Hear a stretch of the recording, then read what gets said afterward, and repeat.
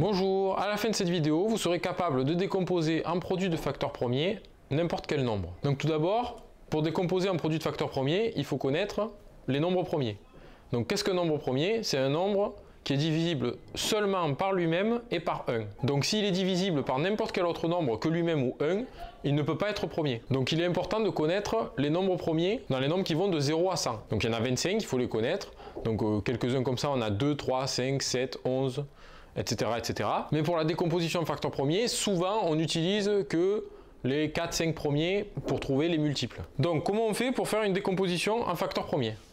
Donc d'abord, la technique de rédaction, c'est d'écrire le nombre qu'on veut décomposer, faire une grande barre et ici mettre que des facteurs premiers en trouvant des diviseurs de ce nombre. Donc là on a 300. Donc pour connaître les diviseurs de 300, il faut très bien connaître les critères de divisibilité. Donc je les rappelle, on a déjà vu les critères de divisibilité par exemple dans les égalités de fractions ou dans la simplification de fractions. Un nombre est divisible par 2 si le chiffre des unités c'est 0, 2, 4, 6 ou 8. Un nombre est divisible par 5 si ça se finit par 5 ou 0.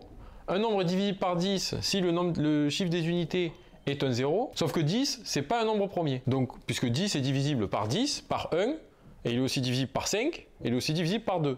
Donc en fait, 10 n'est pas un nombre premier. Donc ici, on ne pourra pas mettre 10 déjà. Un nombre est divisible par 3 si la somme de ces chiffres est un nombre divisible par 3. Et après, il y a d'autres critères de divisibilité qu'on peut utiliser. Mais souvent, en fait, dans la décomposition en produit de facteurs premiers, on doit juste vérifier les tables de multiplication des nombres premiers. Par exemple, 7, c'est un nombre premier. Donc il faudra vérifier si c'est pas dans la table de 7. Par exemple, si vous voyez 49, ben, vous saurez que c'est divisible par 7. Donc 300, là, c'est divisible par quoi? Ben, déjà, c'est divisible par 3, qui est un nombre premier, par 2, qui est un nombre premier, par 5, qui est un nombre premier, par 10, qui n'est pas un nombre premier. Donc le 10, on l'enlève. Mais là, on peut commencer par 2, 3 ou 5. Peu importe l'ordre dans lequel vous le faites, vous pouvez commencer par la division par 5, par 3, par 2, comme vous voulez. Ça ne changera pas le résultat final. Donc là, par exemple, on va faire la division par 3, par exemple.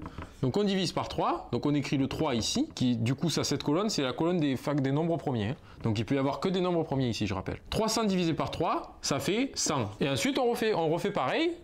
100, c'est divisible par quoi? Ben, on peut le diviser par 2, par exemple.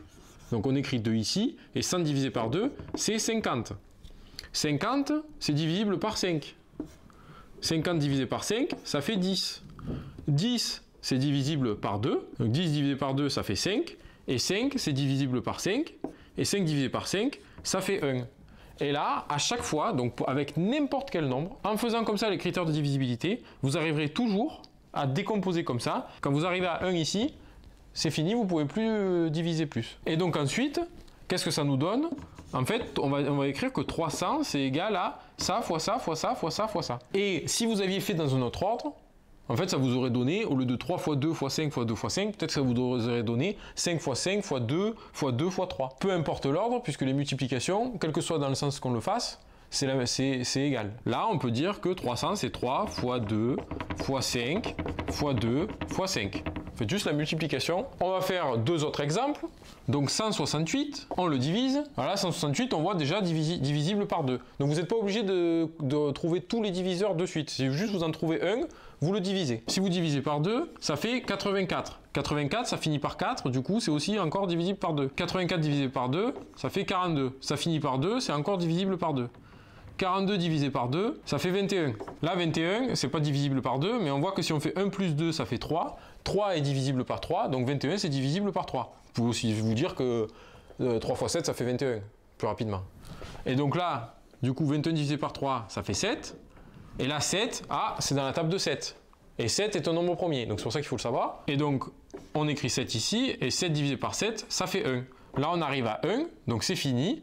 Donc on peut écrire 168, c'est égal à 2 fois 2 fois 2 fois 3 fois 7. Aussi, 2 fois 2 fois 2, on peut aussi l'écrire en puissance, ça fait 2 puissance 3 fois 3 fois 7. Donc vous pouvez écrire les deux façons. Ici, si on avait écrit avec les puissances, ça nous ferait 3 fois 2 au carré fois 5 au carré, par exemple. Puisqu'il y a 2 fois le 2, donc ça fait 2 fois 2, ça fait 2 au carré, 5 fois 5, ça fait 5 au carré. Et on peut en faire une troisième rapidement. Donc 196, ben là on voit que c'est divisible par 2. 196 divisé par 2, ça fait 98. Alors c'est divisible par 2 parce que ça finit par 6. Si ça se finit par 0, 2, 4, 6, 8, c'est divisible par 2.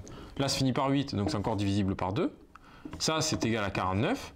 49, ben, comme j'ai dit, dans la table de 7, 7 fois 7, 49. Donc on divise par 7, ça fait 7. On divise encore par 7, ça fait 1.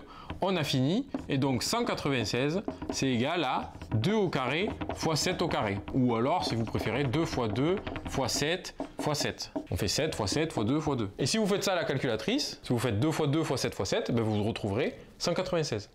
Et ça, on peut le faire avec n'importe quel nombre. On peut décomposer tout nombre en produit de facteurs premiers. Et cette décomposition est unique. On ne peut pas le décomposer d'une autre manière. Alors unique dans le sens que, oui, ça peut être par exemple 2 fois 7 fois 2 fois 7, ou 2 fois 2 fois 7 fois 7, ou 7 fois 7 fois 2 fois 2. Mais c'est quand même unique parce que tout ça, c'est égal. Mais c'est une décomposition unique. Donc voilà comment décomposer n'importe quel nombre en produit de facteurs premiers. Si cette vidéo vous a été utile, aimez la vidéo et abonnez-vous pour ne pas rater les prochaines. Et on se retrouve dans la prochaine vidéo.